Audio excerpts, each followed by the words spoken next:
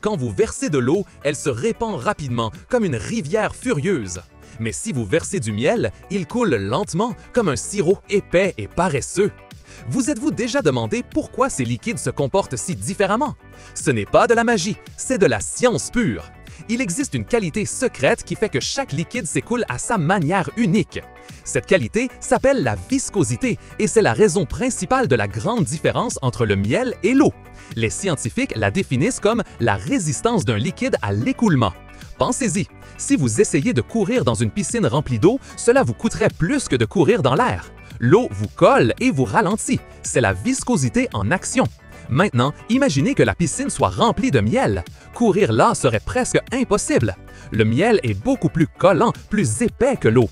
C'est pourquoi il a une viscosité beaucoup plus élevée.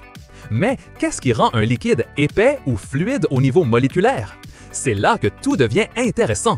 Tous les liquides sont faits de minuscules particules appelées molécules. Ces molécules ne sont pas immobiles, elles bougent et glissent les uns sur les autres.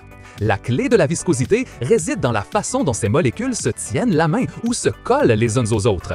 Certains liquides ont des molécules avec des petites mains ou des aimants très forts qui les maintiennent unis. D'autres ont des petites mains faibles qui se lâchent facilement. Dans le cas de l'eau, ces molécules ont des petites mains relativement faibles. C'est pourquoi elles glissent et se séparent les unes des autres sans grand effort, ce qui permet à l'eau de couler très vite.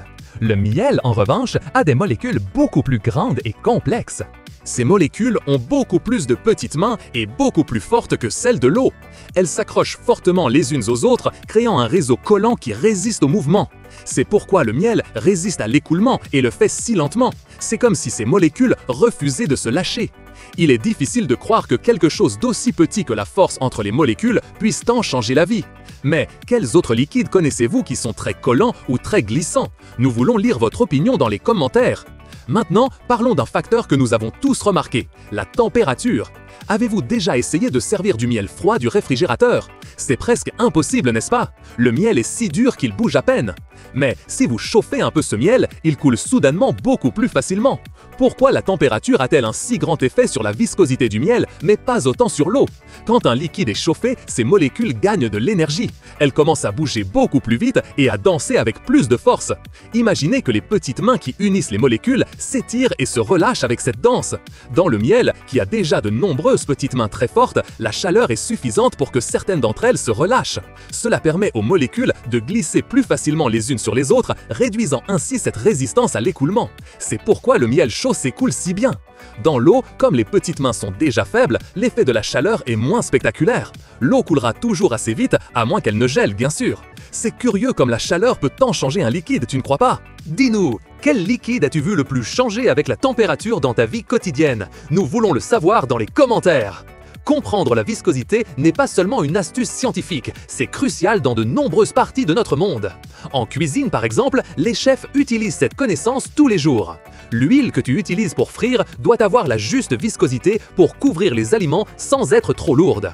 Les sauces épaisses sont obtenues en augmentant leur viscosité, parfois avec de la farine ou de l'amidon. Les ingénieurs dépendent aussi de la viscosité. L'huile dans le moteur de ta voiture doit avoir la viscosité précise pour lubrifier les pièces, les protégeant de l'usure sans devenir trop dense avec le froid.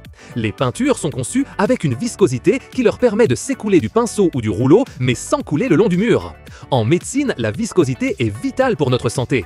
Le sang, par exemple, doit avoir une viscosité parfaite.